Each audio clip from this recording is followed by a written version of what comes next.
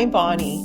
Welcome to Tarot with Bonnie and Peter, where we take the mystery out of the tarot and help you bring this ancient practice into everyday life. In this podcast, we'll talk about life, tarot, and everything in between.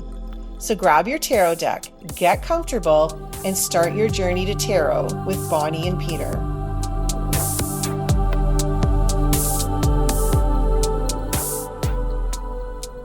Welcome to Tarot with Bonnie and Peter. I'm Bonnie, and today I have the absolute pleasure of introducing the tarot diva herself, Sasha Graham, who's on our show. I can't contain my excitement. Peter and I have had the pleasure of actually meeting Sasha in person, and if you want to know somebody who embodies the Queen of Wands energy, it is Sasha. And I've told her this a million times. My goal in life is to be the Queen of Wands. And she does such a great job of embodying that energy. And it is so exciting for us to have her on our show today.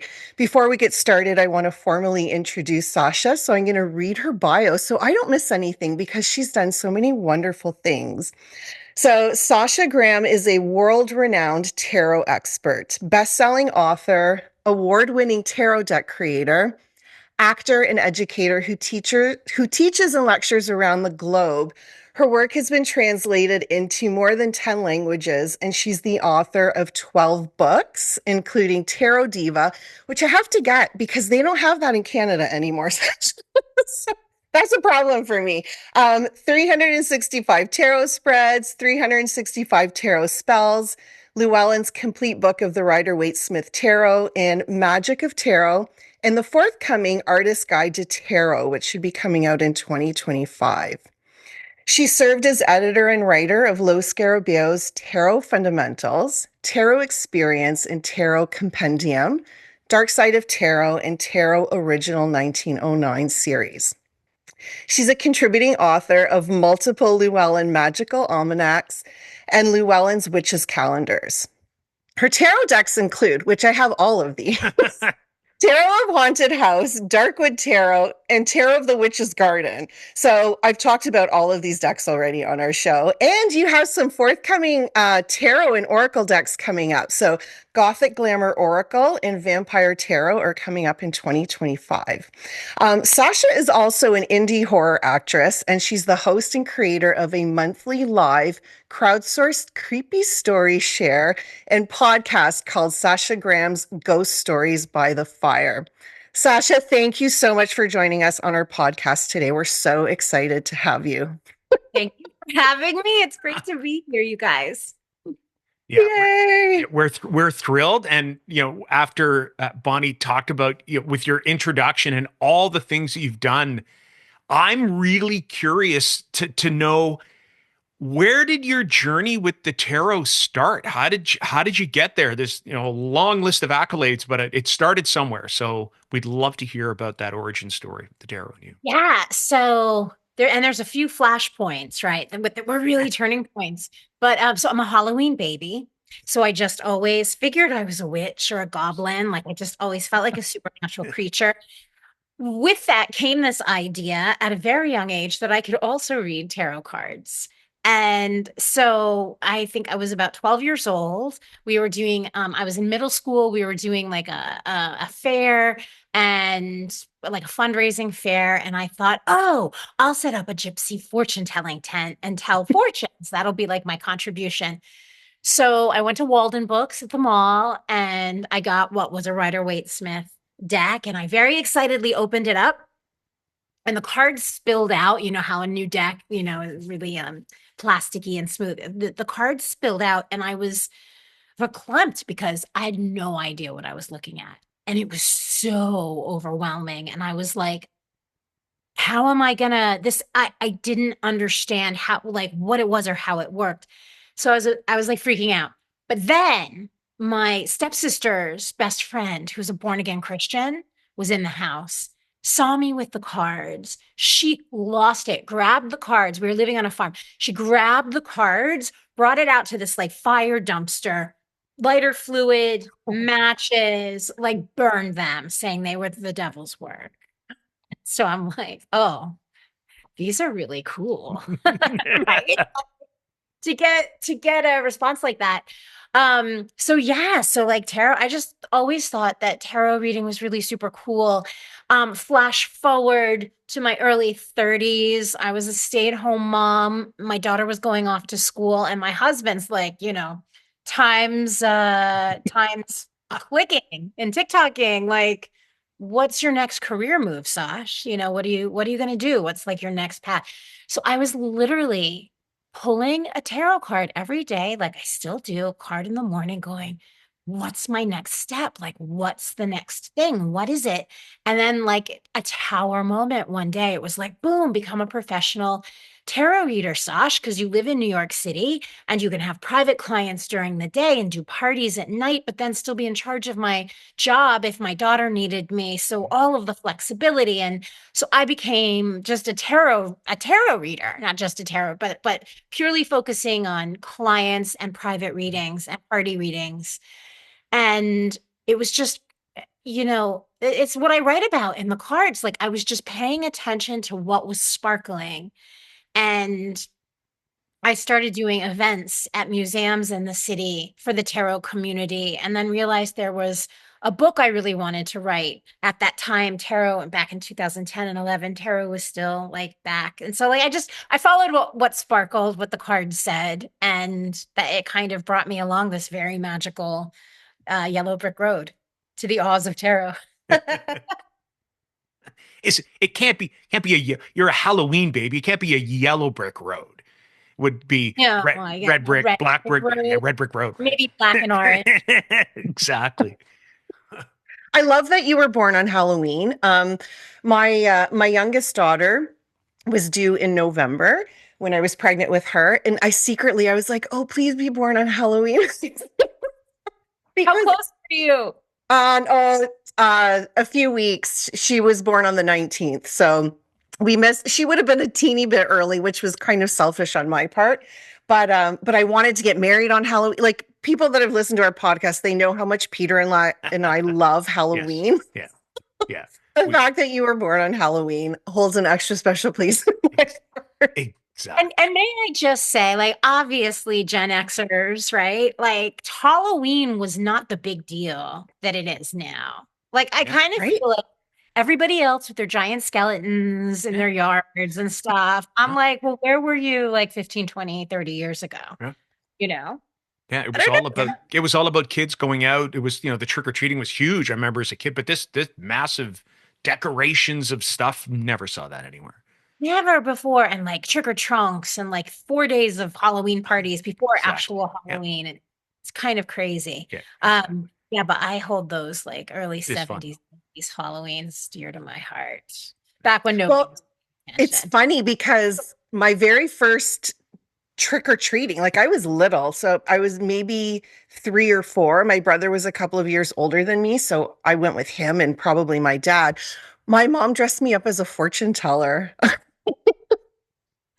Right? It was like a homemade costume because I was just little. And it was probably like, oh, it's her first Halloween. Like, let's throw something together. I had the whole, the scarf and all the jewelry and the super long dress that I was tripping over the whole time I was trick or treating. So I think that's kind of funny. Now, did you have a deck of tarot cards with you? Oh yeah, Not when I was 3. My mom never had a deck of tarot cards. But I did get a deck when I was a teenager that she bought for me for Christmas. So oh, yeah. So Sasha, you talked a little bit about pulling a card every day, and what Peter and I like to do on our podcast is talk about how we can use tarot in everyday life. So we know that tarot is amazing for readings and insight, but how can the average person, or how can you tell us how you use the cards to incorporate into your everyday life, or if there's rituals that you use the cards for, or anything that you can sort of help our audience know, or some tips. yeah. Oh my God, I have so many good tips because tarot is so helpful for everything, as you guys know. So my standard go-to every day for the decades now has been a card a day. Was doing that before I went professional. Just because I to kind of center yourself for a few minutes in the morning and clear your mind of whatever's going on. Think about what's coming up for you and to start thinking about what's the best thing that could be, right? What's the highest, best, what maybe is something I can't even imagine. And to get guidance on that, like I think it's so simple, but it's so powerful. And So I think too, you kind of nailed it on the head when you said before I went professional, like I read a card a day. I think that's why people go professional because they're doing their own daily practice and getting so much insight. And you're like, I could be helping people with this information. So I don't know, right? Like, I think that's what actually makes people want to do readings for other people because of the insights that you get. yeah. And it really does change a life. Like it really does change your life because in what other circumstance do we sit in a space literally of like kind of a Buddhist space in mind clearing and start to really not only ask really great questions, but then there's this thing with tarot where it takes us out of our mind's eye and we're putting it onto the card. So we're taking the onus off of ourselves and putting it out into the world, or in this case, into the energies of the cards. And the minute you do that with anything, I mean, it doesn't even have to be a card, you'll start to see something that you hadn't seen before. So there's always a discovery there. It's so powerful. Yeah, agreed. Yeah. And this is one of the reasons, like, when you talk about the idea of professional practice, but it was one of the things that we also wanted to do when Bonnie and I were talking about starting this podcast. It was to be able to share the power of the tarot as a tool for guidance or even self-reflection, on a daily basis. It is such a wonderful tool It's and a the best. powerful tool. It's Yeah, the agreed. best. Yeah. Well, I mean, And I know we're all biased, but I think it's important too for people, especially when you're starting out. I think there's a hesitancy for people to think that it has to be random. And I think that it's important for people, especially if you're with your first or second tarot deck, to understand that you can also go in and choose specific cards for yourself, right? It's not always about just a random shuffle and what does the energy of the universe say. The cards can be embodied, right? So if you wake up feeling kind of like low energy and you want to like up the energy, you can like pull out your magician card and start to like embody that, like literally like step into the card and let that card kind of fill you and it boom, your energy will move up. So this idea of taking the cards like medicine, taking what you need and maybe it's a little bit of faking it until you make it. Maybe there's a lot of magic inside of you because each card is like a piece of who you are already. But that's a really, and again, it's a fairly simple thing to do. We love that you're saying this because yeah. Peter and I talk about this all the time. Yeah, the idea of Um, intentionally pulling a card, it's almost like a talisman of some kind where you're, like you just said, to paraphrase, you're embodying the energy of the card. I think, talisman is always the word that comes to mind for me in a practice like that one, but it's, Yeah. and it's such a beautiful picture, right? Like for me, like I love crystals, but I don't remember what all the crystals are for. And if I want to do something, I'm like, well, I don't know, is this crystal good or is that crystal good? But tarot is so easy for me. I'm like, yeah, if I want to feel a certain way, I know exactly what card to go to. I know it's going to help me feel good or, sort of shift my energy. So I can intentionally pick that card, put it on my desk, look at that, and then actually embody what's coming from that card. So you know, it's different things speak to different people. So if you love tarot and you are, picking a card a day and you do want to take it one step further and start to embody the energy of the card, pick them intentionally. We say that all the time and it's so powerful to do that.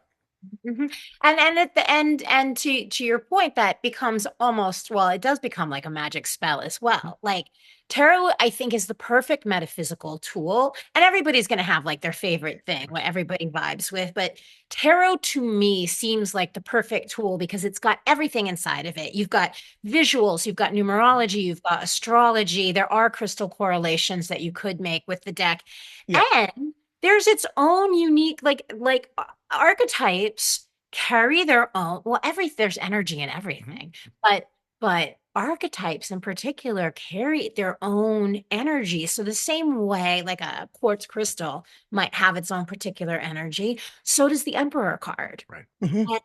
And so and what I always think is interesting too is that when you move into the tarot in that way that you're merging with the energy, you're expanding the energy that's already there. You're transforming that archetypal energy as it's expanding in its existence. And so it's really it's just as potent, I think, as an herb or a crystal or shells or any other items that you would use for magic, even though it's just on a piece of plastic, a piece of cardboard. Yeah. Sometimes plastic, right? Cardboard covered So, plastic. yeah, Yeah. But exactly. powerful nonetheless because of everything we infuse into it, right? Yeah. Mhm. Yeah, and I love that you mentioned too, like numerology, herbs, astrology, because you can add 1, 2, 10, or just take the tarot sort of as a standalone tool and still magical in all of those kind of iterations. Yes. And then you can really like bring the image into your mind as well. And Bonnie, you're so kind to to talk about Queen of Wands energy. Um, you can bring the image, like you don't even have to have the physical card. Do you know sometimes like that's another energy raising card, Queen of Wands, like, and I will like be like, all right, I'm stepping into that energy. The card will be nowhere near me, but I can draw on that. And that's something everybody at home can do too. And I would advise also like just starting with your favorite cards, the cards that speak to you that are playful and fun. It's a really wonderful learning experience to discover how you embody all of the cards. And I think it Mhm. enriches your understanding of because there's an infinite number of ways you could say inhabit the Page of Cups or be having a Page of Cups moment. And when you start, and that was my first book, Tarot Diva, was a lot about how to apply how to really embody the cards and look through the lens of tarot to expand how you understand your life. And that's what the cards do. I love that. And through studying the tarot and getting to know it better and developing this relationship, I think in like tarot speak now. So I'll think about something and I think about a card and I'm like, oh, right. So exactly what you said. You don't even have to have the card with you. You can think about something, an energy that you want to embody, you're shifting your vibration. You can think about that card and automatically start to feel a shift in your energy. So, I love that too. I think it just grows in so many different ways. And I think that's why we love talking about it so much because I think it's underrated, right? It can be used for so much more than just readings, or people's misconceptions about it. So, And I think to what you were saying about understanding your life through the cards or moments through the cards, I think it really is helpful for us when we're having like a tower moment or a devil moment or a 10 of swords or a 9 of swords moment, because we know as card slingers that we can always turn again, right? mhm, So idea of like being in the moment and being present with when you're present in a moment that's excruciating, understanding that those moments, like the cards, will continue to flip and change and evolve. So I think that in that way, tarot really helps us greet horrifying, painful, excruciating, uncomfortable moments in life. Because we know that that's eventually gonna like move on to the next. I don't know. It gives me solace. Yeah. yeah, Does for it, sure. if I'm hearing it right too, is it sounds like you're saying that it also gives us agency over what's happening to us in the same way we have agency over, well, I'll just flip another card. It's the tower that I don't like, then I can look at embodying something else. We can also have agency over what's happening to us because we get those moments of the tower or the devil or the 5 of Pentacles, like those moments in our lives that happen. Well, and if you think about it, this is it's a great metaphor for how to just be we always want to be present, right? In theory, we strive, we want to respond to whatever's happening in front of us rather than react to it. Because once we're in reaction mode, then we're not listening and we're shoving other people away. But if we really look at, I think it's a great metaphor when we're sitting with the cards in front of us. In a way, it is very pleasurable and easy to have that space between us and what we see as we put our cards out on the table. And like, we won't sit there and start screaming, freaking out, yelling at people, or losing our minds while we're reading tarot. Um, we can kind of adopt that, I think, in our regular daily life. And that is, I think, a mindfulness at its core, right? Something horrifying happens either outside or inside your own brain. And the key is to just notice it, not to react to it. And that's what happens when we're reading tarot cards. So I think that's a practice we very much can bring into our life. And then we become kind of the observer of everything that's going on around us, or maybe the oracle, if you want to put it in those terms, who like it really allows you to embody that high priestess self, so that you're like, okay, this is going on and this is how I'm going to respond, rather than this is how I'm going to react. So it's kind of like looking at all the scenes in your life, like the scenes of a movie, or the 78 cards of tarot kind of fluttering by you. I don't know. It's interesting. Yeah. I love that. I also teach meditation, and a lot of what we teach is kind of like being the witness, right? Being the witness to the thoughts. And I've never thought about looking at tarot like that, that you're just witnessing a story that's unfolding in front of you. So how can you witness that without judging it or without becoming entangled with it, right? And just being like, okay, this is what's unfolding for me now. I have a choice because I'm aware, right? So I think that's amazing. Yeah, yeah. So it's an interesting leap, but it's so helpful. It's so helpful. Yeah, it does. It really does help you to kind of sit back and not have to react, right? In a way. So That metaphor just like that's a that just good came to you. chapter of Oh, you Write that down. like a whole thing on that. I love it. just make sure you include us somewhere in the thing. Of course. I'm joking. I'm joking. Actually, this brings us to an interesting place, which I would love to talk to you about because you talk about this in such a beautiful way. And I have to actually thank you for this because I was really afraid of the tarot for so many years. And I think I was always afraid to find out something that was scary or to go to places within me that I never really wanted to go to. Being an empath, I was always crying as a kid and super sensitive. And I think I grew up thinking I couldn't handle things because I cried all the time. So I always, at the beginning of my tarot journey, I always wanted to find decks that were really gentle because I didn't want these feelings to be brought up in me that I wouldn't be able to handle. So I have to say that your Darkwood Tarot was my first introduction into sort of like that side of like, okay, I'm going to dip my toes now into this part of tarot that kind of scares me a little bit, but I was ready to go there and face that. And the descriptions that you have in the book, they help you in such a way that you can face, sort of these shadow sides. So I've had the pleasure of listening to you talk about this in person, and I'd love for our audience to hear how you think about shadow work and its importance and sort of what it is, because I think that could be like a touchy subject for people that may not understand what's really involved with doing shadow work. So if you wouldn't mind talking about that and how some of your decks can help with that, that would be really great if you're okay to do that. I could talk about shadow work all day. So I'll try and stay concise and to the point. And there's a lot of different kinds of shadow work out there, and people are smart to be kind of wary about particularly what kind of shadow work they're signing up for. But quite simply, for me, I think that shadow work is using the tarot to examine those things we know about ourselves, but we probably don't want to acknowledge.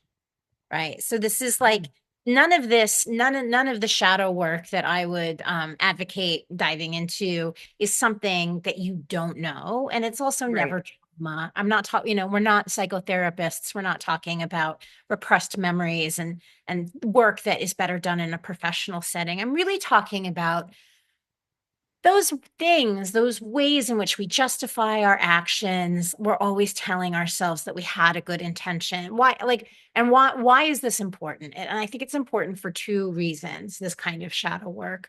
One, I do think there's a tendency for us, all of us, myself included, to read the cards the way we want to see them. We want to see ourselves justified. We want to see what we want in the cards. And we want to think that we're spiritually, a high vibing people. But I think with that, there's a tendency to only kind of read the good side of tarot, which is great because there's so much good in yourself and in the world, and you should be like, yes. But if I truly believe if you're not looking at the whole self, and as a reader, you have such an opportunity with a tarot practice to look at all of the different parts of your psyche. It's looking at the kind of stuffed away stuff that you don't want to look at, which is what's going to lead you to your evolution. And it's going to be what busts you through the asking the same old questions that you're constantly asking, right? Because that's the other thing about reading tarot on a daily basis. You're like, here we go with this question again. Here we go with this issue again.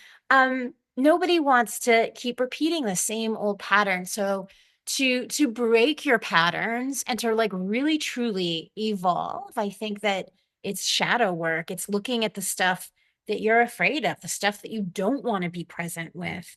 And so tarot gives you this soft container to do that with. And that's why I created the Darkwood Tarot, to kind of seduce the readers into looking at places where they might be jealous, angry, mad, full of shame, hiding their creativity, hiding what, like there's all this good stuff in the shadow too. It's not just bad, scary things.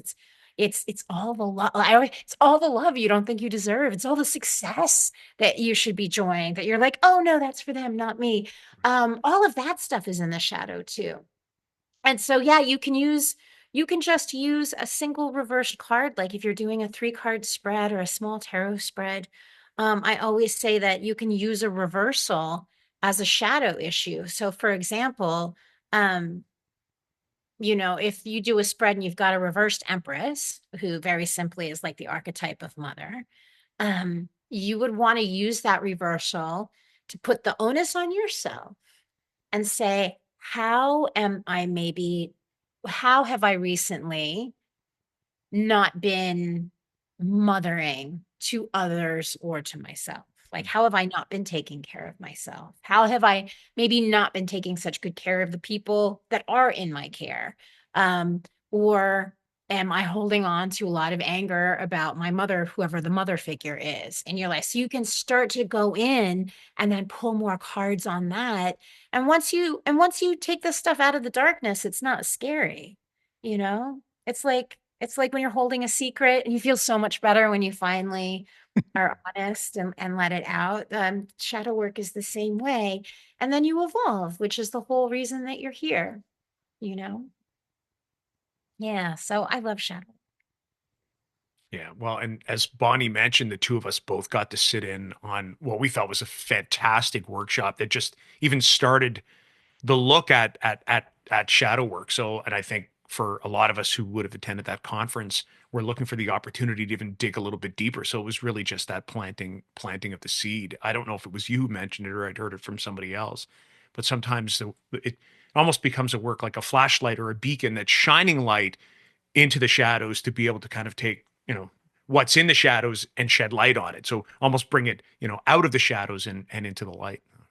Yeah, and because think about it, like if because we're talking about things that pieces of you and parts of you Mhm. that exist, but you're kind of like hiding away. So it's kind of like you'll be hoarding a lot of wonderful things in your shadow. So when I say something like, doing shadow work unleashes energy Yeah. and it unleashes possibility. Or if you want to like even take your shadow by the helm and start, if you're an artist or writer, creative in any way or anything that you do, start working from the energy of that shadow place. Suddenly you're like super powery, like suddenly you're working from a whole nother level. Um, yeah, and it's really potent, Mhm. and we all have it within us. And it never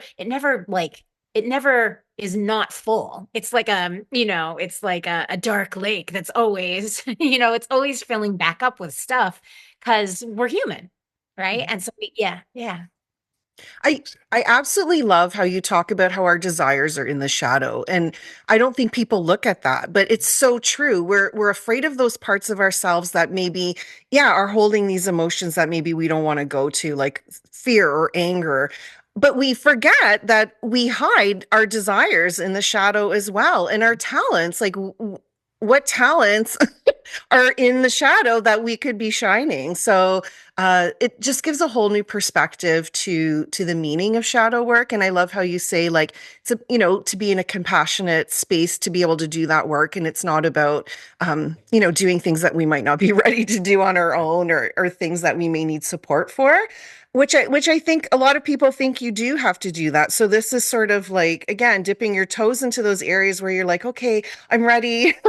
I'm ready to sort of take that first step, and really get to know yourself. I think you get to know yourself more by looking in those spaces. Totally. And you walk with more integrity. And that shines through your eyes, right? As a human, you like what is that famous thing? Like know thyself. Like you go plumbing through your shadow bits and pieces, you're really gonna know yourself. And Mhm. and I think that really become kind of a badass because I think that I, tarot is an interesting thing. I was having lunch with a friend one time, a tarot friend, and he was like, Sasha, most normal people do not ponder the things that we or talk about the things or Mhm. question the things that we think about. I mean, just the nature of being a tarot reader, being interested in the occult and the metaphysical, it brings you into a space of such richness, I Mhm. think. And yeah, like it just makes you a more interesting human being. And you feel more empowered that you have control over your life, as opposed to thinking you're just the product of whatever's going on out there, right? So It gives you agency. It gives Mhm. you power. It gives you the power to be who you are. And again, to understand. I mean, I'll go back to that earlier metaphor of like almost as if everything in our life, right? It's also transient, and a tarot practice allows you to really start playing with the material world and with Mhm. possibility, mhm. whatever your psychic, intuitive, magical powers are. None of this can be taught like we're all different, right? We're all built so differently. So we don't know what our magical or supernatural or badassery is unless we're the ones kind of going through it. I mean, that in a sense is shadow work too, because you're going into uncharted territory. Because a lot of the things that you do with tarot and witchcraft, it is trial and error. So you're going to make a lot of mistakes. You're not always going to be right. You're going to think you have a psychic hit and then it's going to turn out to be wrong. But those things are all wonderful because they're teaching you who you are. Mhm. And nobody experiences the world through your body like you do. And so tarot becomes this, again, perfect, like concise vehicle with which to navigate the like dream of life that we're living. So cool. It is cool. Yeah, really is. And you, I have to talk about this too, because this is another thing that influenced me so much when I learned about this from you. You talked a little bit about reversals, and you taught me something that I never thought about before, and I loved, and I started incorporating it into my own practice. So, when you purposely turn a card upside down, or it comes up upside down, and you're going to read it as a reversal, can you talk about how you can see that as blocked energy, and then just by turning it right side up, it's kind of like you're actually unblocking the energy? Yes. Yeah. So there's a lot of people in the beginning, myself included, think that, oh, the reversal is the opposite of whatever the card means. Most of the cards in tarot are pretty good. So that means reverse. People are like, ah, reversal. No, like stay away. It must be bad. But you can use reversals in a number of different ways. And especially when you've laid a spread in front of you, if you're looking at the cards that are upside down and you decide that that reversal is just blocked energy that you can literally unblock. Like it is a magical act to literally reverse the card and open that energy up. It's a very healing thing to do. You could also do the opposite. If you've got a spread and you're looking at the future and it's some god awful thing that you're just like, no, that's really not for me.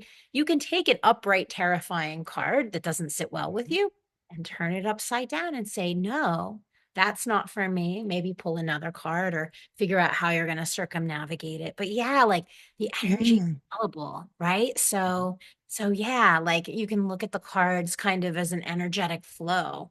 And yeah, and you can just open it up or shut it down like a valve. I love that. You don't like the outcome, so you're like, no. No. And I'm going to give Peter a plug right now because in our last episode we were talking about Agatha all along. That's So right. guess who started watching Agatha all along?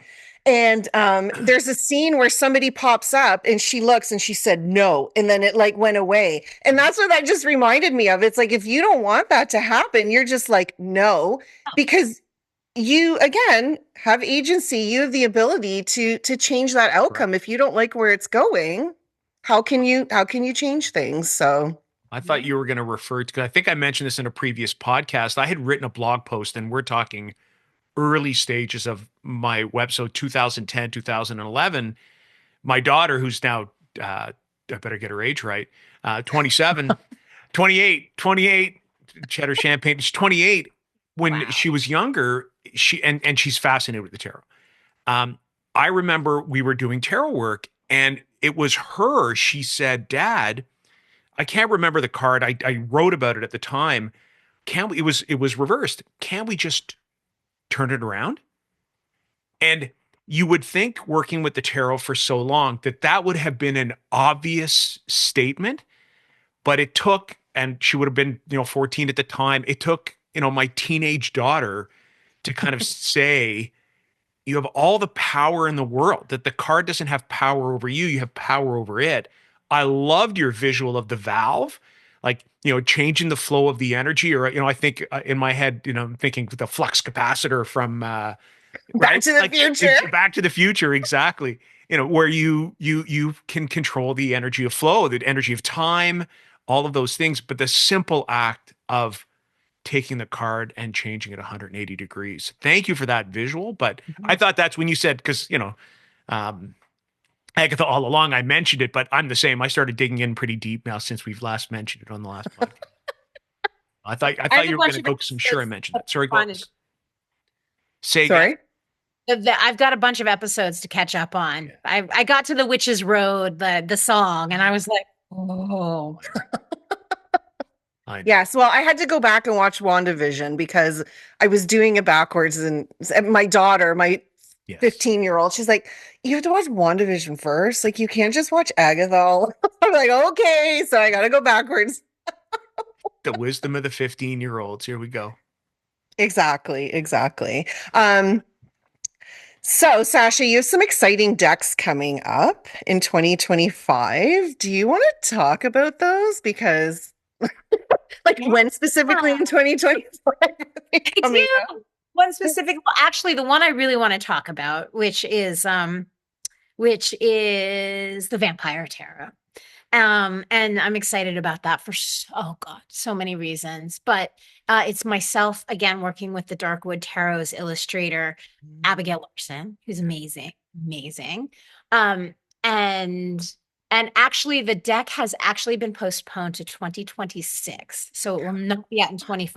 I have to fix that on my bio. It'll be out in 26.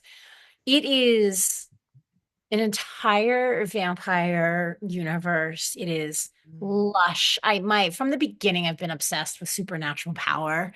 Whether I was like making horror movies or making tarot decks, this idea that because we are supernatural creatures inside these little physical bodies.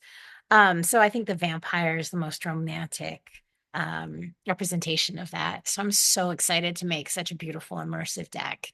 And also talk about issues of mortality, immortality, love. What happens when you're an immortal creature. Because after a couple hundred years, in theory, right, you really do begin to evolve. So what would a vampire, how would they be spending their days?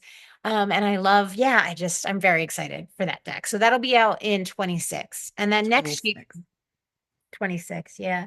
Next year I've got for any artists who are watching, I've got an artist's guide to tarot coming out, which is really geared towards people who want to draw maybe just the major arcana, or people who want to even just create their own images, which is another great way to learn the cards. When I first started, I don't know about you guys, I used to sketch the cards to notice things, Mm. in them. So anyway, yeah, so I've got an artist's guide, like how, Excellent. how one would put together a tarot deck for pleasure or for publication. Um, That's oh, amazing. and a Gothic oracle. I have an oracle deck. I've never done an oracle I was deck. gonna say, talk Yeah. to us about this Oracle Yeah, deck. please. US Games came by this wonderful collection of artwork, and they're like, we want to make an oracle deck. And Sasha, it's your vibe. So these are your images, make an oracle deck.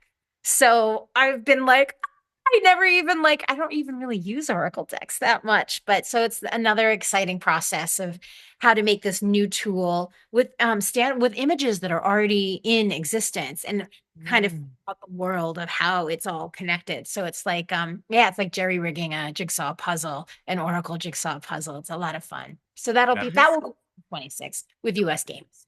That'll be So fascinating. And Bonnie, who is a fan of Oracle decks, was probably going to be writing that date down now, waiting for that I'm to so come up. sad. Now I have to wait like more than a year.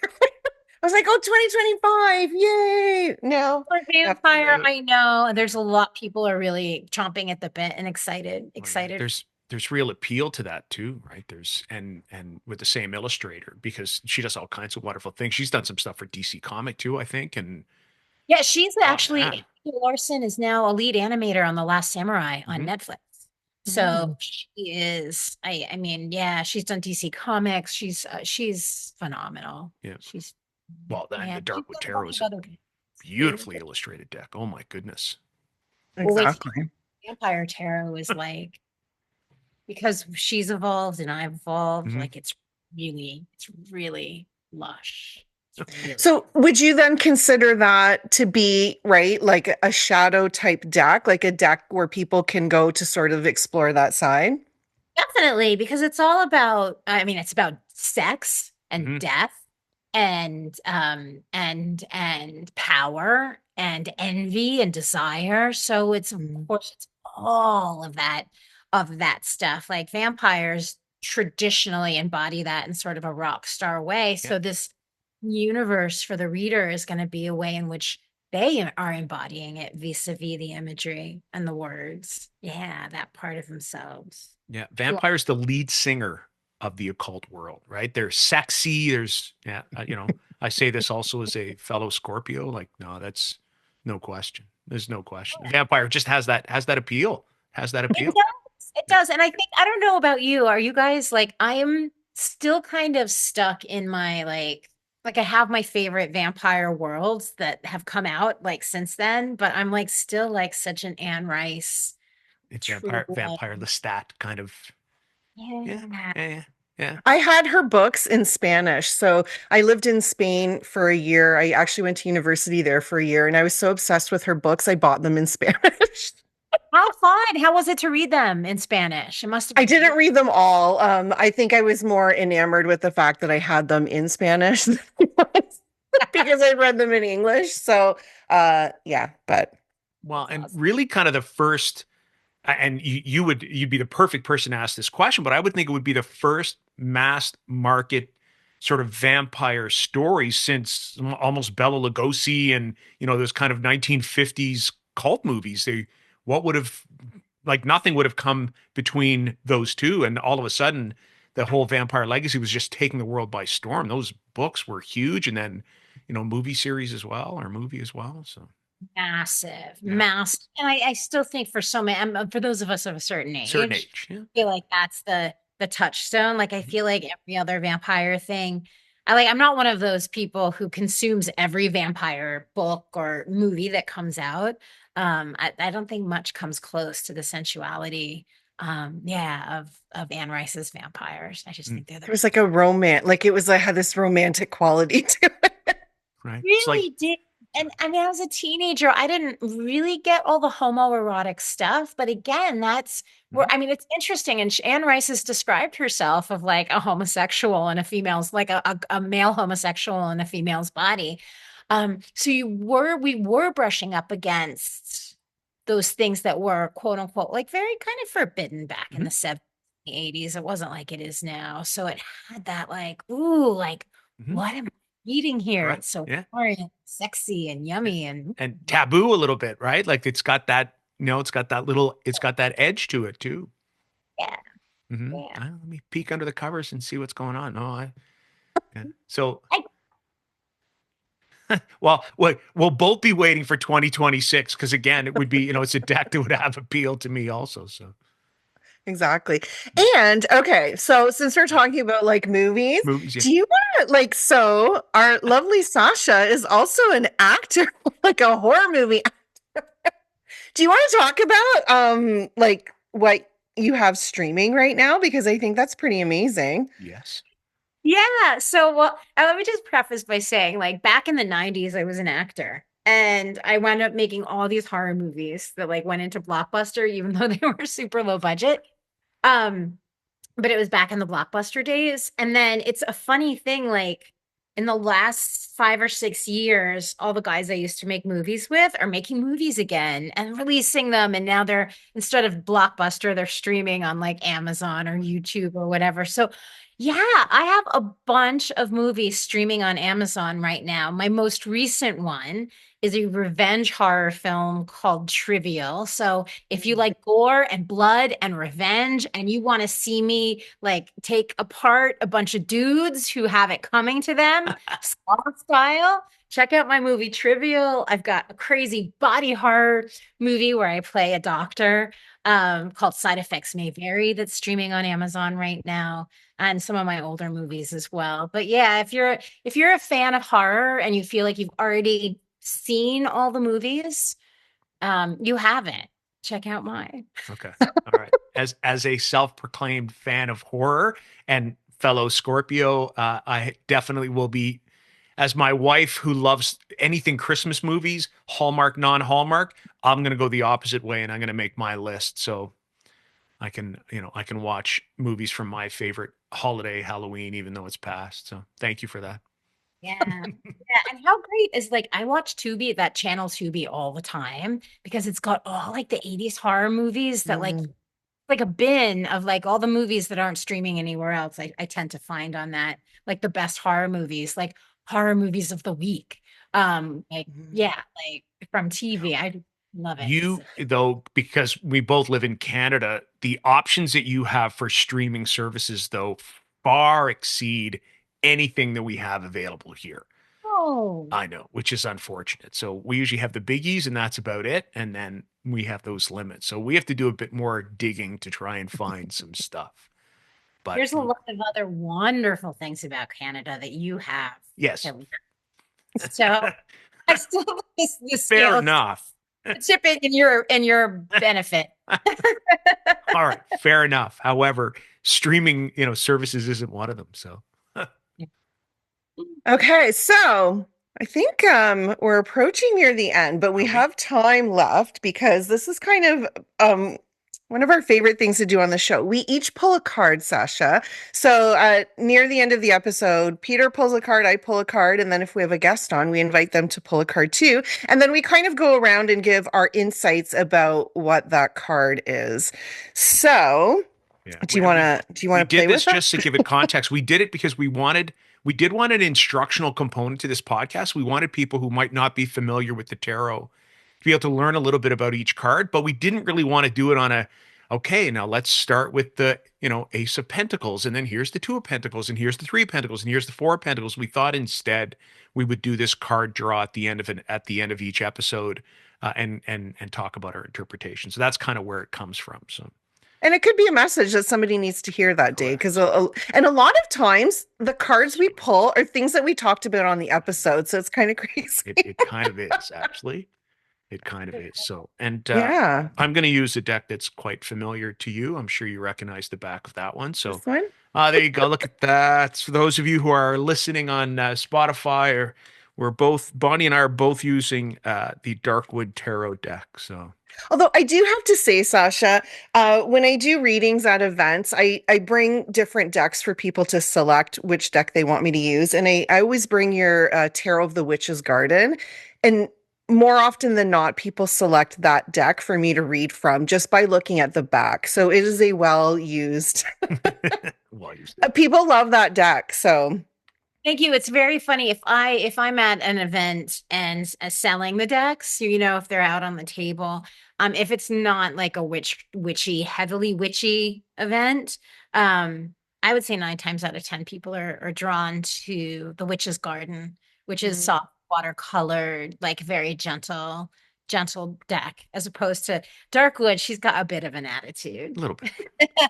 That's okay too, though. For the Scorpios in the room, we're that's gonna say. All right, are you gonna start, Bonnie? Me. I don't know. Or does Sasha want to start? Do you want to pull first? Sure. So I'm pulling from the Horror Tarot, which is the newest deck that I've just recently picked up at the Kingston Tarot and Armand conference, and I'm a huge fan because I love horror. And so that's right up Peter's alley. It is an amazing has that deck, and he loves it. I love it. I absolutely. I really am enjoying this deck more than I expected to. Yeah, I think we did an episode on Halloween themed decks, and I'm pretty sure I highlighted that one as one of my faves. So, and I had your haunted house in Darkwood. Yes. Oh, I love my haunted house deck. I know, I love it too. All right, so I'm just pulling randomly and then just saying what I see in the card. Yeah, and this like as if you were to tell somebody, like you pull that card for somebody, what would you say to them? This is something you need to know. Mm-hmm. Oh, we've got the 10 of Pentacles. And on this particular card, it actually, on the Horror Tarot, he includes like a message on every single card because it's like based on classic 70s and 80s, like horror comics and softcover books. So it says the gang's all here. And what I think is really interesting about the 10 of Pentacles and the idea that the gang is all here is sort of like it immediately brings me into that place of the ancestral stuff that you carry, that the people that you carry who are really with you, especially right now, this time of the year, as the year comes to a close and the holidays are rapidly approaching. It's such a weighted time. And as we gather with our friends and our family, I really do believe they're gathering on the other side as well. You can feel it. You can just feel how weighted our homes become because we're all together, and because it brings up the holidays bring up so many memories, anniversaries of any, like, just so yeah, when I look at the 10 of Pentacles, it's the ancestral things that we carry in our bodies, which are made up of pentacles, right? We pentacles as ourselves, but then also that the people, which Pentacles also represents people, the people that we carry with us, inside of us, and not just the people behind us, but the people in front of us as well. Because if we can look back, we can also look forward. And I do believe when we heal, we're backward, forward, and all kind of time space continuums. So it's full, it's packed, and the figure on the card in the very center, a beautiful naked woman. She's sitting in practically a lotus position, which is just be with the people who are around you. Share space and share food, which is also a very pentacle-y. Yeah. Pentacle thing. Lovely. Thank you for that. Wow. Yeah, I love that. Me too. And love that deck. Like, I love that deck. It's really cool. Yeah. I actually love the fact that the main girl is naked sitting in the front of that card, which also kind of gives like an interesting spin on that. It's like when I think about pentacles too, I think about those material things in our life. I think about how we view abundance, how we view gratitude. And it almost brings a sense of vulnerability to that because she's there, she's sitting in her power. And it's like, she doesn't need all those things to feel abundant or to enjoy life, right? Like sometimes we think we need so many things to enjoy our life. So we value success and we value wealth and we value how big our house is or how much money we make. But she's like, I have everything I have right here and all my people are with me. So I think that's amazing. That's I yeah, love that. that's fantastic. See, and when you said the gang's all here and talked to Ten of Pentacles, and then talked about the idea of those that came before us and those that are yet to come. I then thought right away about the Rider-Waite-Smith and the shape that the 10 pentacles make on the card and thinking, well, that's the tree of life. That is all things encompassed in all things. It's everything that came before, it's everything now, and everything yet to come. So even just the phrase that Todd Alcott puts on that card, like on that comic, it really does encompass the energy of that 10 of Pentacles. It almost amplifies it, that, it really is, it's everything almost in existence in our tangible world. So that's pretty interesting card. Hmm. I like that. Some of those pentacles though are pretty they're pretty interesting in that deck, I gotta say. Yeah, the 8. The 8 or the 9, right? Which that's it. The heads cut off. I know. Yeah. There you go. Do you want to go next, Peter, or do you want me to Sure. go? Yeah. Well, I'm ready. I mean, You're ready? I'm gonna do a last shuffle here, and then I'll Okay. flip. Yeah. Oh, look at this. I think I've had this card before, but now I'm nervous, as I always mention. I've got, the creator of the deck basically sitting here in front of me. So I drew the Four of Swords from the Darkwood Tarot. So if I think about what this card, means, now if I'm going to look at it. So for those who can't see it, there's a woman who's lying down. She appears to be either sleeping or at rest. The Four Swords are there, but they're not there really in the same way that they're kind of there in the same way as a typical Rider-Waite-Smith. 3 are suspended overhead.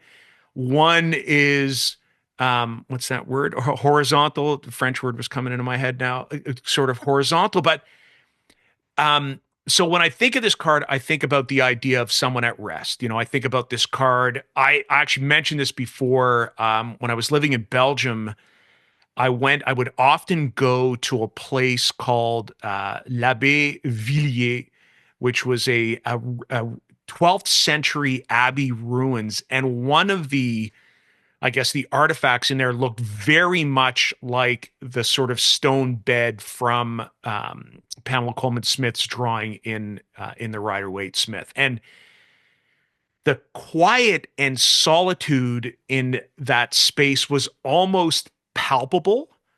But, I'm looking at a deck that looks different. So if I look at this card, I think, this is still somebody at rest, but the swords, they appear to be sort of pointed at her torso, whereas in the Rider-Waite-Smith, they're framed. So there might be maybe there's a threatening nature to this stillness. So when I think about the swords, I think about that concept of our mental energy. We're in our heads with the swords. So this might be, a person who's sort of stuck in an old mental narrative, that they have this old story or narrative hanging over their head. They may be, the victim of previous story. That could be, what's sort of represented in what looks like, somebody of ill intent. But I also noticed as well, though, unlike the character in the Rider-Waite-Smith, she's armed and able to defend herself. So, I'm thinking a couple of questions come to mind. One, is this perhaps a narrative that no longer serves us? That, there's some mental anguish that's coming on that's threatening us. We need to let it go. Is this about her having the mental faculties? Again, we're talking about swords that are needed to remain safe because she's vulnerable. And, the other idea is, if we're talking about sort of this concept of threat that seems to be here, is there some mental stuckness that we need to let go? So this is kind of where, that's my long-winded, rambling way of trying an interpretation, with the person who created the deck from the Four of Swords. I don't know. That makes sense? Totally. Yes, all of it. Yes, right. That's the whole point of tarot. Like it's all that's Yes. so interesting, good ways. I'm sure so many people listening, right? We're like, oh yeah, yeah, yeah. Those are good questions. Those are good things for me to think about. Well, we'll hope. We'll cross our fingers. And people, they always know if they're listening, if they have questions, they have disagreements or other interpretations, they can always put them in the comment section wherever they happen to be listening. So I don't know, Bonnie, anything from you around that Four of Swords or? I love the Four of Swords. It's one of my favorite cards, probably because I teach meditation. So for me, that's like my meditation card. And in so many ways, it's like, if we're thinking about the card before that, which is the Three of Swords, we could be coming off of, like this healing journey that we've been on. And it really is a time for like rest, to nurture yourself, to be compassionate. And so much of what goes on, like we cause ourselves so much suffering by the thoughts that we're always thinking. So to talk about what you said earlier about becoming the witness, right? Sasha, about how, tarot can help us become the witness to the story that's unfolding.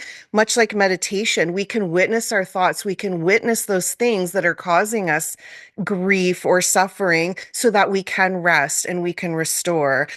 So it really, for me, when I see that card, it's like a time of introspection in that you can't keep going without interrupting all of, the stress that we feel in our bodies, or else you could end up burnt out or worse, sick or whatever. So I really see that as an invitation to pause and to nurture yourself. So, but if I was pulling that card for me, I'd go to your book, Sasha, and see like, okay, well, what does Sasha say about that in the dark wood? Because I love it. Sometimes you put It a is different spin so on well that. written. It is such a well written. So that's my Four of Swords is always like you need to take some time and rest and be okay with that, because that could cause people don't want to rest. People don't want to be with their thoughts or be, in that state. So like they say in yoga, the hardest pose is Shavasana, like hands down. Oh, I mean, yeah, for sure. I love the Four of Swords. mm, I love it. I think because I look at the four and I think stability and the sword of the mind. So who doesn't want to feel like they've got the stability of the mind correct. and are enjoying a deep restorative sleep? Ugh, Mhm. my goal. Yeah. Yeah. You mentioned the Three of Swords, and I was just looking at this card again, and I'll hold it up for those that are watching, because the Three Swords actually almost look like they're in the shape of the three swords that are in the Three of Swords that are stabbing through the heart. So sorry, I just, the things that we see when we look at cards after someone mentions, right? Yeah, isn't that cool? Mm. All right. Okay, so There you I go. also used the Darkwood Tarot by Sasha Graham. And this is so funny. So I have two cards that I associate with sort of the meditative practice that I teach. And one is the Four of Swords, and the other one is the Ace of Cups, because I believe so I pulled the Ace of Cups. Mm. And when I see the Ace of Cups for me personally, I think about what is it that your heart desires? So much, we don't really know what we want in life. We think we know what we want because it's going to make us feel a certain way. But what do you really want? Like, if you listen to your heart and you take that time to be like, what do I really want? That could be something very different, like, than what you think you want consciously. So the Ace of Cups, again, I think is like an invitation to really follow what it is that brings you joy. And knowing that that's possible for you. And I see this as a blessing, like you're being offered a blessing, and fill that cup with whatever it is that you want. Like this is the beginning of something. So this is your opportunity to really make an intention for how it is that you want to feel, or something that you want in life. So I love this card. Beautiful card. And it's really beautiful. So that's what I would have to say about the Ace of Cups. Mm. Can I add something on? Yes, of Always. course. Oh my Yes. goodness. Please. So one of the surprising So forever, right? I always looked at that card as like, yes, the emotional outpouring, open-heartedness, right? Mhm. Heart forward, the female orgasm, right? Whereas the tower is the Ooh, man base. thank you for giving me a new I do.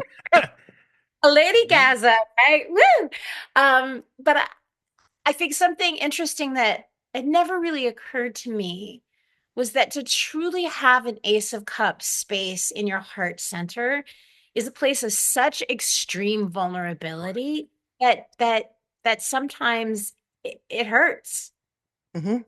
It hurts. So, and I don't know. And that's just an interesting thing, like, because we talk about, especially in yogic circles and mindfulness circles, to move with an open heart, but it is a very sensitive. It's like flowing for sure, but sensitive, yeah. Because if it's yeah, you're wide open there. So yeah, I don't know. Yeah, It's just an I love that. interesting kind of I'm one. glad you mentioned that because I do.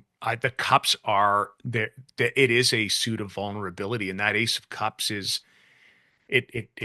It's almost that state. If we talk about the idea of the aces sort of representing the state of the suit, then you're right. The Ace of Cups is representing the state of vulnerability, and if it's love we're going to feel, then to be able to understand what love is, we have to have lost it, and we have to have been placed in a state of vulnerability. I think the same when one of the interpretations I look at when I look at the cups as well. Where might we be exceptionally vulnerable and primarily vulnerable with that Ace of Cups too?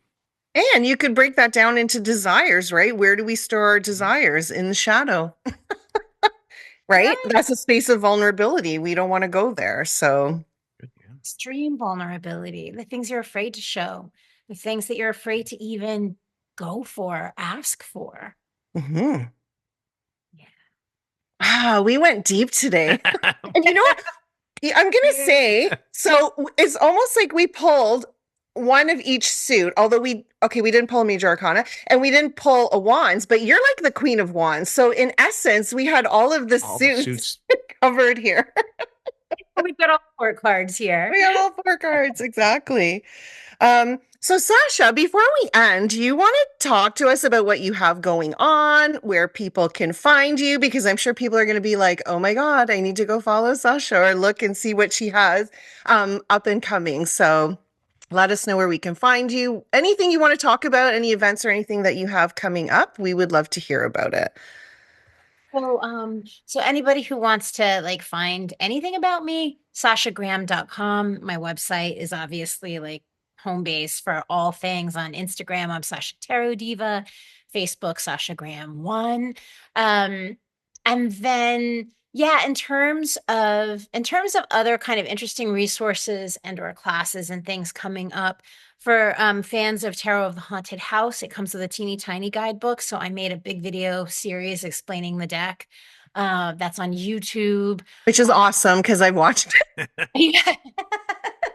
I mean, people are so grateful for that. So I'm always happy to share because they're like, wait, oh, now I understand really like how to use it. Um, I will be teaching at Kripalu, where you and I met, Bonnie, at the Yes.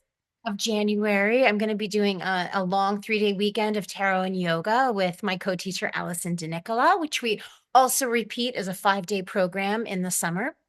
Which is Um, amazing. I'm going to be at BayCon next summer, which is a speculative fiction conference out in San Francisco. So if you're in the Bay Area, check that out. And I honestly don't remember what else to plug or whatever. Just hit up my website if you're interested. It's all there. It's all Perfect. there.